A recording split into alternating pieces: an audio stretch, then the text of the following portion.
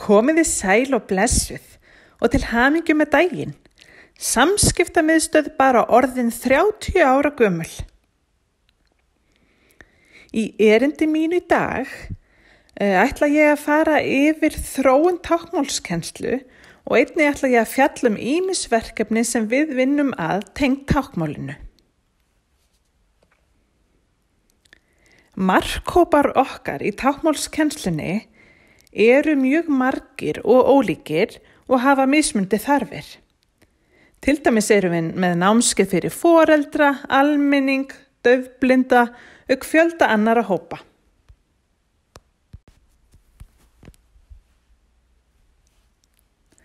Mér langar að segja ykkur svolítið frá sögunni, frá því að Samskiptamiðstöð var stofnuð árið 1990 og til dagsins dag. Þegar við hófum störf þá vantaði allt. Það var nánast ekkert til að mynda var aðeins til mjög gamalt kennsluefni sem hafði þó verið notað í táknmálskennslu hjá félagi heyrnarlausra, en félagið hafði byrjað með táknmálskennslu 1974 og sáum hana þangað til Samskiptamiðstöð var stofnuð undir menntamálaráðuneytinu og þá fóru táknmálskennarar að fá laun fyrir sína kennslu rétt eins og aðrir kennarar.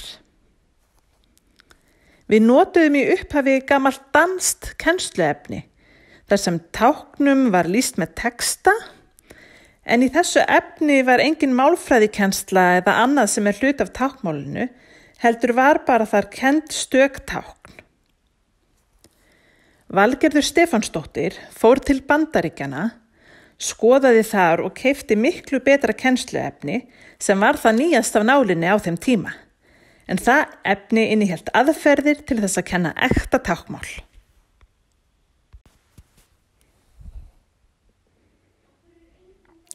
Samskiptamiðstöð í Danmörku var nokkurs konar fyrirmynd fyrir samskiptamiðstöð hér, en þar var unnið að kennslufræði, rannsóknum og fleiru sem við gátum nýtt okkur, en einnig heimsótti Vala stofnun sem heitir GLAD, sem eins konar samskiptamiðstöð líka, sem býður upp á kennslu í táknmáli, rannsóknir, auk þjónustu og fleiri sviðum. Þannig gat hún aflað sér þekkingar bæði frá Danmörku og Bandaríkjunum að flétta saman og nýtt við stofnunina hér. Ég hafði verið nemi í háskólanum CSUN í Kaliforníu og nýtt mér þar túlkaþjónustu. Og Vala fór þangað til að skoða hvernig túlkaþjónustu fyrir nemendur og háskólastigi væri háttað og fleira, og þessi háskóli varði í rauninni fyrirmynd að því námi sem var svo sett upp við Háskóla Íslands við að kenna túlkanám og fleira.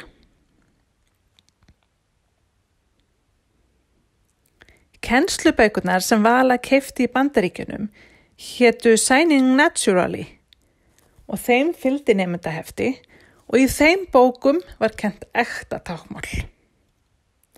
Það var kennt allt sem hluti af táknmáli, til dæmis svipbrigði, málfræði, táknmáls og fleira, og þetta þýddum við allt yfir á íslensku og aðlöguðum íslenskri menningu.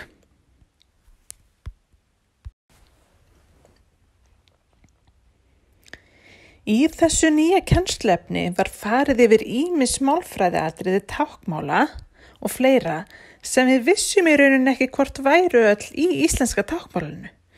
Svo við táknmálskennararnir lærðum ofboðslega mikið við þýðingavinnuna. Við lærðum svipbrigði, munnhreyfingar, staðsetningar í ríminu, próform og fleira sem við höfðum aldrei lært sjálf áður. Við reyndum að staðfæra efnið svo það passaði menningu döff hérna á Íslandi, sem að sjálfsögðu svolítið ólíkt menningu döff í Bandaríkjunum. Samhliða byrjuðum við líka að vinna að rannsóknum á íslensku táknmáli svo hægt verið að tengja allt námsefnið saman.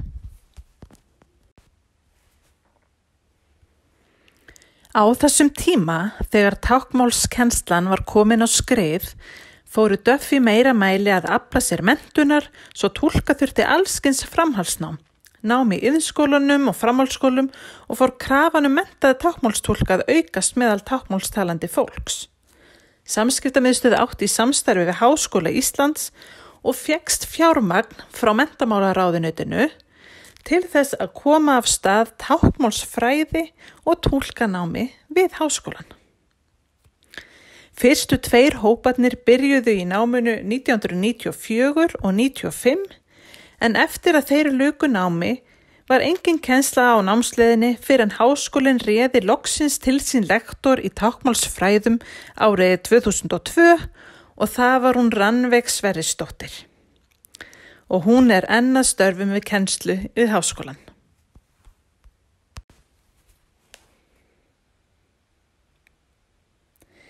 Þróunin hefur verið afskaplega hröð frá 1990 til dagsins í dag. Það hefur rosalega margt gerst og margs konar námskeið og námsleiðir verið í boði. Nú býður Háskóli Íslands upp á nám í táknmálsfræði og táknmálstúlkun.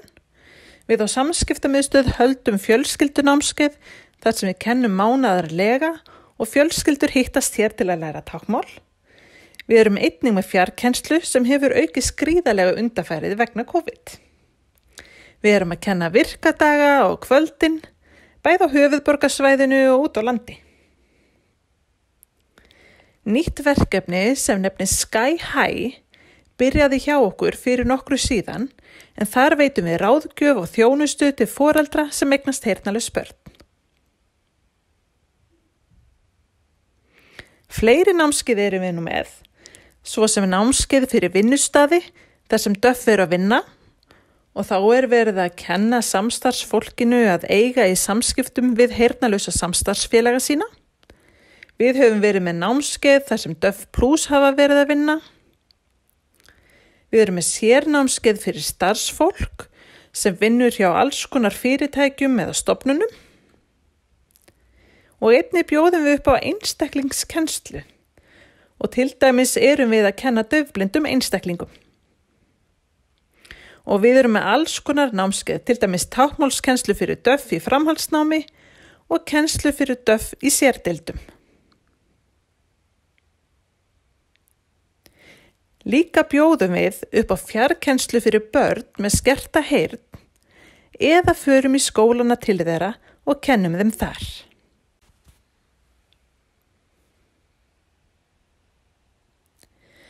Leikskólinn Sólborg og grunnskólinn Hlíðaskóli eru einu skólarnir á landinu þar sem eru táknmálssvið og þar tvítengt kennsla í gangi. Kennsla á táknmáli og íslensku. Við á Samskiptamiðstöð förum á báða þessa staði og kennum táknmál og erum með fræðslu. Við erum líka með kennslu í táknmáli fyrir kótabörn. Það eru heyrandi börn sem eiga heyrnarlausa foreldra, en mörg þeirra vilja læra meira táknmál.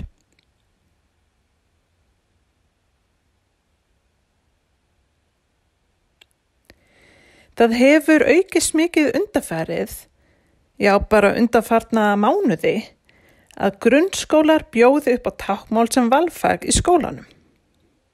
Og það nú til dæmis kennt í Foldaskóla, Síðuskóla og fleiri skólum og eftir áramótin bætast enn fleiri grunnskólar við sem hafa óskað eftir táknmálskennslu fyrir sína nemendur.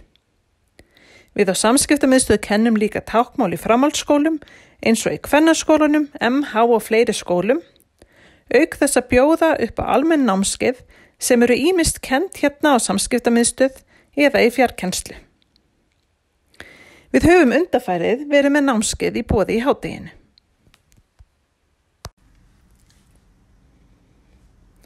Samskiptamiðstöð hefur tekið þátt í fjölmörgum evrópskum samvinnuverkefnum til að mynda kennsluefni og ég ætla að stikla stóru og segja ykkur frá nokkrum þeirra.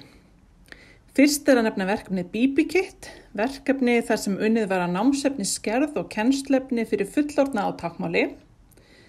Sænon var verkefni þar sem við bjuggum til námsefni í ensku fyrir DÖF sem vildu læra ensku í gegnum netið.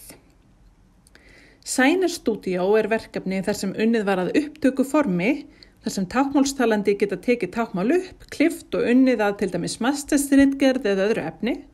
Og þessum verkefnum höfum við unnið að á samt fjölmörgum öðrum í samstarfi við hinar ýmsu Evrópuþjóðir.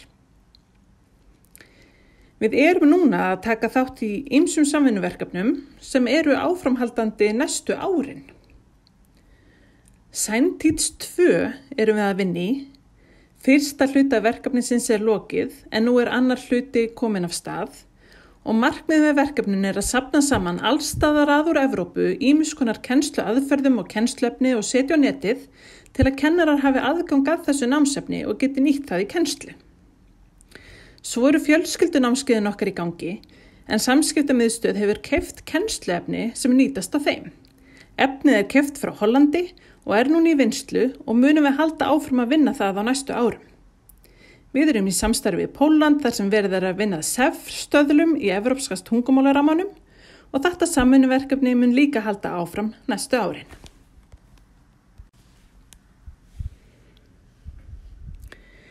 Við höfum verið í samvinnuverkefnum bæði í Evrópu og Bandaríkjunum þar sem við táknmálskennararnir höfum getað aflað okkur reynslu og þekkingu sem mjög dýrmætt þar sem við erum svo fá hér á landi og takmörkuð þekking, en í gegnum þessa samvinnu höfum við lært ólíkar kennsluaðferðir og fengið ofboðslega mikla fræðslu. ProSign annað verkefni sem við höfum unnið að tungumálaramman fyrir táknmál. Þessi rammi var til fyrir raddmál og unnið að fullgera hann fyrir táknmálið til að nýta við táknmálskennslu, sem við í Evrópum erum að vinna hörðum höndum að til að koma táknmálskennslu á sama gæðastig og kennsla í raddmálum Þetta verkefni mun vera áfram í vinnslu hjá okkur hér á Íslandi og í Evrópu.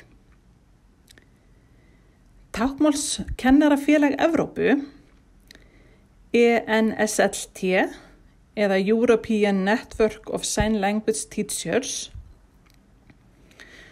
og ASLTA, eða American Sign Language Teacher Association, eru félög sem við höfum og getum leitað í til að afla okkur upplýsinga sem við getum nýtt í okkar vinnu hér heima til að bæta kennsluna og fá betra kennsluefni. Þið sjáið hér verðlaun sem við hér á landi sem komum að SignTeach-verkefninu fengum, en þessi viðurkenning var veitt fyrir bestu framleiðslu og kennsluefni og þessi skjöldur hangir hérna upp á vegg hjá okkur á Samskiptamiðstöð. Eins og ég segði höfum við átt í samvinnu bæði í Evrópu og í Ameríku, en við höfum líka tekið þátt í þróunarsamvinnustarfi í Namibíu. Þar vorum við að vinna með DÖF-skólum og einnig vorum við að kenna þar fullorðnum einstaklingum sem vildu læra að verða kennarar. Við vorum líka með leiklistanámskeið í Namibíu fyrir DÖF, auk þess að halda námskeið í tengslum við túlkanám þar.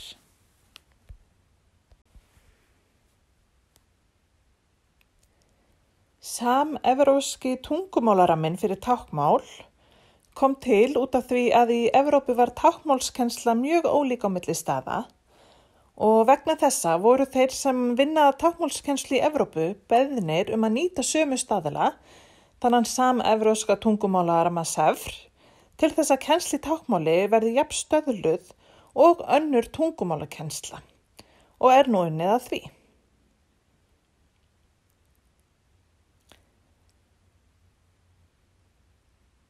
Þessi rammi þannig að hann aðlagast að hverju máli fyrir sig, en innan hans eru mjög stífar kröfur atriði sem kennslan þarf að uppfylla.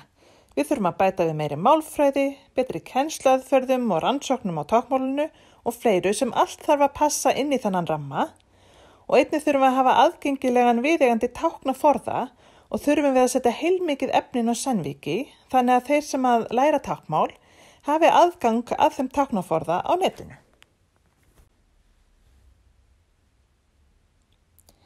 Mörg verkefni í tengslum við tungumálarammann bíða okkar hérna á Íslandi, en við erum með þetta gamla námsefni sem ég sagði ykkur frá, sem var keypt hérna á sínum tíma, en það nú komið til ára sinna, þannig við þurfum að leggja það aðeins til hliðar og finna hvað af því hentar inn í þannan tungumálaramma og hverju við þurfum að bæta við, meðal annars úr rannsóknum, svona til að fylla upp í ramman. Og nú vinnum við að því að tvinna saman kennsluefnið okkar við tungumálaramman og auðvitað vantar ýmislegt upp á sem við skoðum og finnum út hvað við þurfum að leggja til. Við erum búin að kaupa námsefni til að kenna í fjölskyldunámskeiðunum okkar. Við kennum almenn táknmálsnámskeið, við kennum í framhaldsskólum, Háskóla Íslands, grunnskólum og sérnámskeiðum. Og þessi sérnámskeið eru frá því að vera bara stutt námskeið, kynning fyrir starfsfólk, til dæmis í lögregluskólanum, eða að kenna fólki bara samskiptaleiðir, yfir í heillöng námskeið. Þannig að þetta er heilmikil vinna að samræma alla þessa kennslu svo hann uppfylli tungumálarammann. Og þessu verkefni er ekki lokið, við eigum nóg eftir.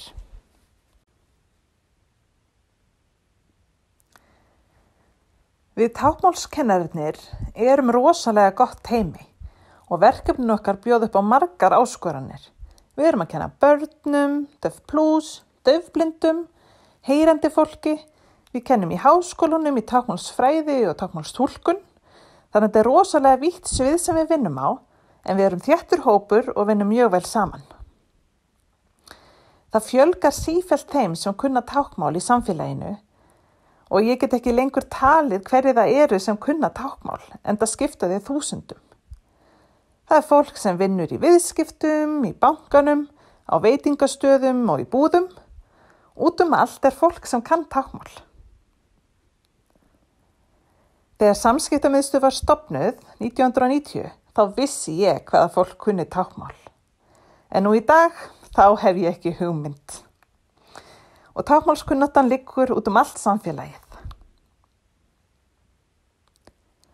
Að lokum vil ég þakka ykkur fyrir áhorfið og gleðilega hátíð.